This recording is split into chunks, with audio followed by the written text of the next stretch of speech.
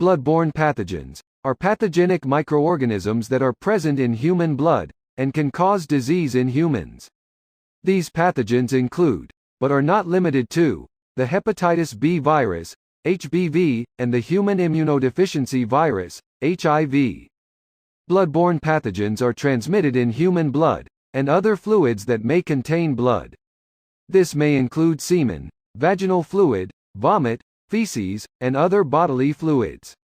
OSHA considers these to be potentially infectious materials, which should be treated the same as blood. Blood-borne pathogens are spread when blood, or potentially infectious materials, contact a worker's mouth, nose, eyes, or broken skin. Needle sticks are the most common source of exposure. Cuts from contaminated sharps, such as broken glass, are another frequent source of exposure. The human immunodeficiency virus, HIV, is the virus that causes AIDS. It is spread through blood to blood, and sexual contact. HIV weakens the immune system, and makes a person highly susceptible to illness. There is no cure for AIDS. Hepatitis B is a virus that attacks the liver. It can cause cirrhosis, and liver cancer. It is mostly transmitted by sharing needles, or having sex with an infected person. Symptoms include fatigue, abdominal pain, loss of appetite, yellowing of skin, and vomiting.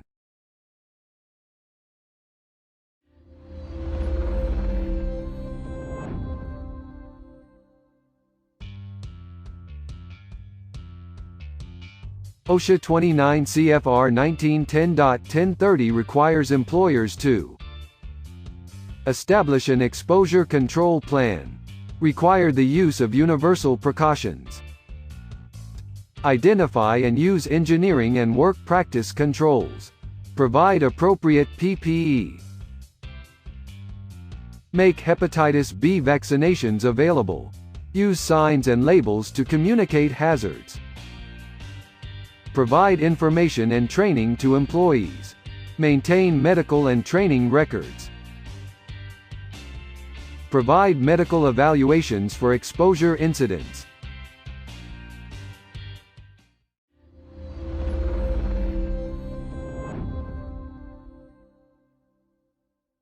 Employees who have occupational exposure to blood-borne pathogens must be protected. Occupational exposure is defined by OSHA as reasonably anticipated skin, eye, mucous membrane, or parenteral contact with blood, or other potentially infectious materials, that may result from the performance of an employee's duties. Medical, dental, and janitorial professions often have blood-borne pathogen exposure. First responders, food preparation, and childcare also frequently include blood-borne pathogen hazards. Determining if you have occupational exposure is simple. If your job task includes blood, or other potentially infectious materials, and you can be exposed to them, you have occupational blood-borne pathogen exposure. The employer must perform an analysis to determine job classifications where all employees have exposure, classifications where some employees have exposure, and a list of all tasks and procedures that include occupational exposure.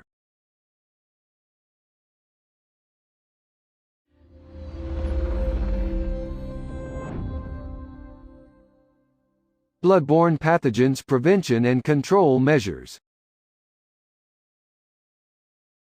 There is no way to determine if someone has an infectious blood-borne disease. Workers must assume that all blood and OPIM is infectious. This is known as universal precautions. Universal precautions are followed in medical facilities, and must be used anywhere occupational blood-borne pathogen hazards exist. If you encounter blood, or other potentially infectious material, assume it is hazardous, and use appropriate protective methods. Hepatitis B is a commonly transmitted blood-borne pathogen. Fortunately, there is a vaccine available that can minimize the risk of contracting this disease. Employers with occupational blood-borne pathogen exposure must make this available to employees, at no cost. It is not required, but it is one of the safest and most effective prevention methods available. Engineering controls are devices, or equipment, that isolate, or eliminate, the bloodborne pathogens hazard from the workplace. There are many common types of engineering controls. Sharps disposal containers provide a safe method for disposing of contaminated sharps. These objects, such as needles, razors, or broken glass, must be disposed of in one of these designated containers. Self-sheathing needles allow workers to cap needles, without exposing themselves to the risk of a needlestick. Engineering controls are the preferred method for dealing with bloodborne pathogen hazards. The employer is required to regularly evaluate the availability of engineering controls, and implement new controls as they become available. Work practice controls reduce the likelihood of exposure, by altering the way a task is performed. The most common work practice control is frequent hand washing. Regular cleaning, and decontamination of the work area, is another work practice control. The employer can also prohibit unsafe practices, such as eating or drinking in a contaminated area, smoking, or touching potentially contaminated sharps. Personal protective equipment provides a barrier between the employee and potential infection. PPE is a common method of protection. However, the employer has the responsibility to try and eliminate the hazard with engineering controls. If the hazard cannot be eliminated, then PPE can be required. Common PPE include gloves, face shields, masks, safety goggles, and protective clothing. The employer will provide work area-specific training on the selection and use of personal protective equipment. The workplace must be maintained in a clean and sanitary condition. The employer shall implement an appropriate written schedule for cleaning and decontamination, based upon the location within the facility, type of surface to be cleaned, type of soil present, and tasks or procedures being performed in the area. Contaminated work surfaces shall be decontaminated with an appropriate disinfectant, after completion of procedures, immediately or as soon as feasible when surfaces are overtly contaminated, or after any spill of blood or other potentially infectious materials, and at the end of the work shift. Disinfectants must be EPA approved. OSHA allows for a disinfecting solution of 1 part bleach to 10 parts water. Warning labels must be placed on containers of regulated waste, refrigerators and freezers containing blood or other potentially infectious material, and other containers used to store, transport or ship blood or other potentially infectious materials.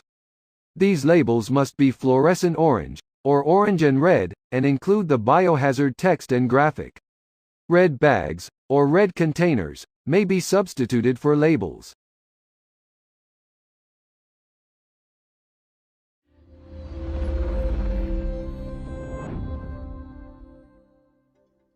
A bloodborne pathogen exposure incident occurs when blood, or other potentially infectious material, contacts your eyes, mouth, mucous membranes, or open skin.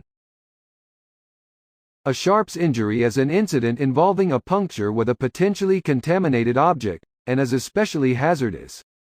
For skin contact, wash the area thoroughly with soap and water. Flush splashes to the nose or mouth with water. For eye contact, flush with clean water or a flushing solution. If you have blood or OPIM on your clothing, remove it carefully. Dispose of the contaminated clothing in a designated biohazard waste receptacle. Exposure incidents must be reported to a supervisor for documentation. Your company will make a free confidential medical evaluation available. It will include a blood test. The company will attempt to locate and get a blood sample from the contamination source. If you have not already received a hepatitis B vaccination, it will be made available to you. If you observe an injury, assume that all blood and OPIM is infectious. Notify someone who is trained and equipped to respond properly. If you are trained to provide first aid or perform cleanup, follow established safe work practices. Use personal protective equipment. Follow the company cleanup and disposal procedures.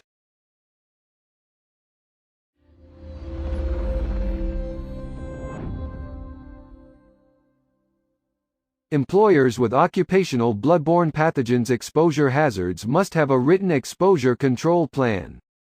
This plan contains a list of jobs and tasks that have occupational exposure. Engineering controls. Safe work practices.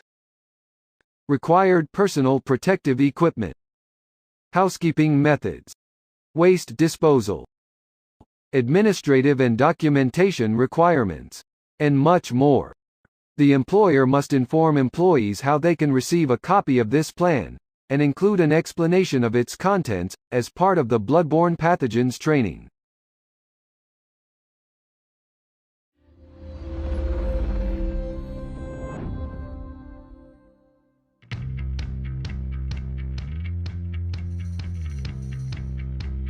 Bloodborne pathogens are infectious diseases spread in blood and other bodily fluids. Universal precautions assume that all blood and bodily fluids are infected. Vaccinations are a safe and effective method for preventing bloodborne illness. Engineering controls eliminate exposure risks and are the preferred protection method. Work practice controls reduce exposure risk by changing the work task. Washing hands frequently is an important work practice control. The workplace must be clean and disinfected regularly. PPE is required when engineering controls cannot eliminate the hazard. Watch for the signs, labels and colors that warn you of a bloodborne pathogen hazards. Use designated waste disposal containers. Report bloodborne pathogen exposure incidents to your supervisor. Know and understand the employer's bloodborne pathogen exposure control plan.